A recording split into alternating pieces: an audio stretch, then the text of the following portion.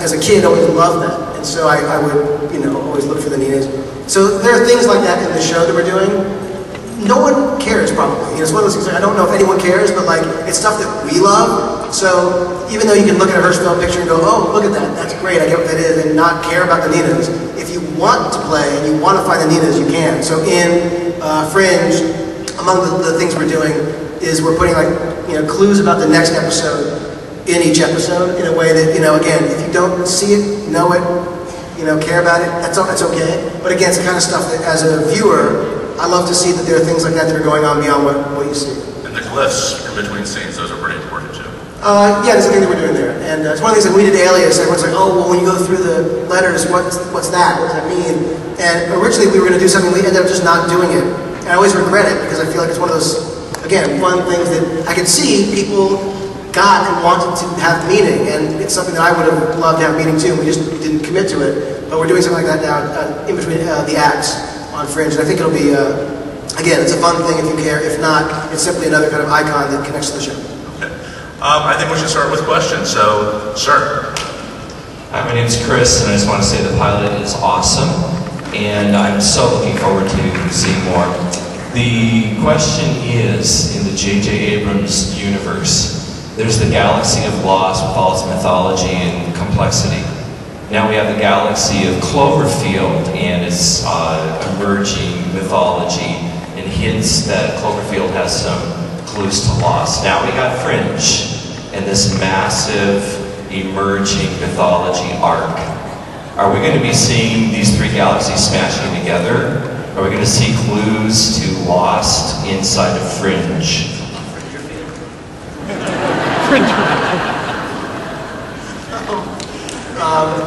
Lost Fringerfield Creek.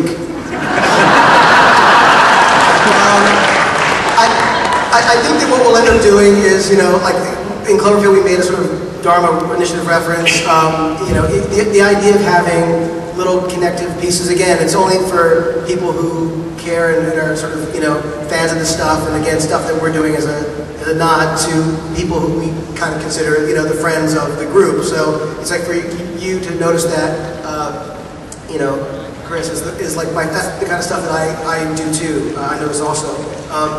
You know, there's separate stories and separate things, and the work that, you know, Damon, the amazing work that Damon and Carlton and the group are doing, you know, on Lost is obviously its own sort of thing, and Fringe is a separate thing. And the obvious connecting piece is Lance Reddick, who is one of our amazing actors, not here today, but he's a terrific actor, and we're lucky enough to have him on the cast. In the cast, and he's someone who someone said, well, is he going to be on Lost again as well? And the truth is that when we cast him, which was an easy thing to do because he's so good, it was funny because I thought, well, I don't want, you know, him not to be available for Lost, and I thought, well, if someone else casts him on a show, which is inevitable, he'll never be available for Lost. At least this way, you know, when Damon needs him, you know, I can talk to the producer of Fringe and get him available for Lost. So. I will say that backstage I did happen to see Damon sort of talking with JJ, so who knows what they were cooking up. Yes, we do still speak. Yes. How unusual. The gentleman in the life jacket who probably won that from the Lost session. That's right. Yes. Show off. Go on. Hey. Sorry. Just wanted to say Jody Lambert says hi. And question was, when you guys were developing this, what told you that it was a TV series as opposed to a feature film like Star Trek? So we were already working on a feature film like Star Trek. We thought, hey, let's cover the other side of the business. Actually, I think a lot of it also had to do with the fact that these characters were so rich for us, and I don't think we felt like we could do them the service, you know, of really getting it in depth in a feature. In a feature, you have 3 acts, and it's more limited. And we felt like we were just beginning to scratch the surface in the pilot of what's actually going on in their lives. The feature wouldn't have done it justice, so we felt like TV was perfect for it. And also, by the way, you know, when we started talking about this, the idea was, let's do a show together. So, you know, we came into this saying, what would be a fun show to do? Who the characters we'd want to play with, and what would a big story be? And so it was really, the whole idea kind of came from the intent being, let's try to do something for television. All right, next question. My name is Justin Dillard. JJ, I have a question for you.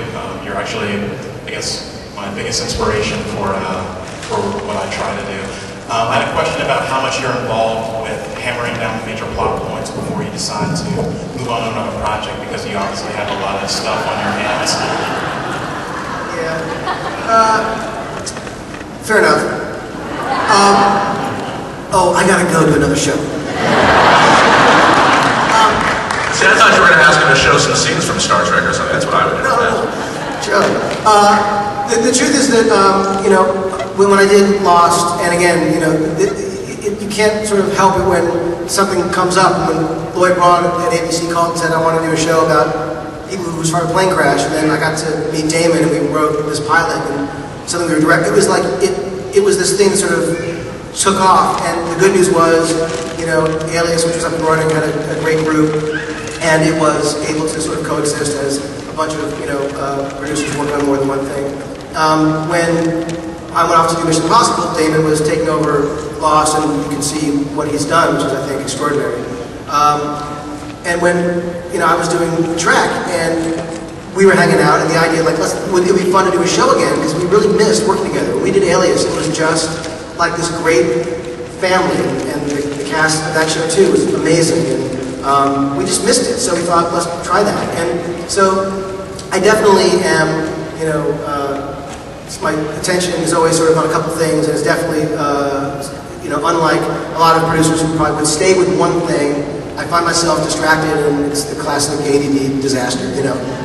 Having said that, on a show like Fringe, which matters a lot to us, there are lessons that Alex, Bob, and Bryan, and Jeff, and I definitely learned from Alias, where we feel like, you know, the show made a couple turns. There are reasons, and some of them are, you know, political, some of them are just purely creative, why these things happen. But we know we don't want to be in a situation where, you know, we're telling a show that doesn't have an end game.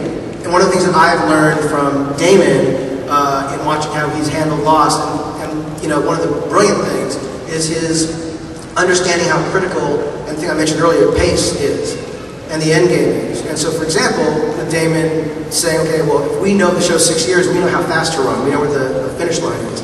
So for us, although we're just beginning, and we're obviously, you know, way too early to be talking about an end date for the show, we have an internal one, and we know what the course of the show is. And so I'm very busy breaking, you know, working with Alex, Bob, and Jeff, episode to episode. I've been, you know, written, this is my third episode now I'm writing. I care immensely about this thing, as do they. So I think, you know, even Alex and Bob originally weren't going to be on the show, you know, and stay with it all the time, but we've become invested, and they are now. And I feel like it's one of those things that to me, you're staying with the show, Bob. And you can multitask. I was like, what? So I feel like it's one of those things that it matters to us, and we're going to make sure that it's, you know, it's working. Okay. Did you sort of indicate there that you actually know how many years, whereas reading into that too much, that you know how many years, like Fringe run, you see an end date, or you just know what the end game is? Well, you're not planning to do a Lost and sort of terminate the show after 7 years or anything like that? The plan isn't to say, you know, that we wanted to run, you know, 6 years, you're doing it with Lost, but the idea is to create something, you know, that internally at least gives us a sense of what the kind of main events will be over the run of the series. Okay. Next person, do we have something? I've been at Comic-Con since Thursday, and I've seen no non-humans allowed banners everywhere. I went to the websites on them, and it's very obviously a viral marketing campaign. Do you know what that is, or have anything to do with it? What's your name? What's your name again? Eden? Eden? Yeah, can we have Eden removed? Can someone remove Eden? No, I have no idea. Eden, I don't know what you're talking about, but Bob does.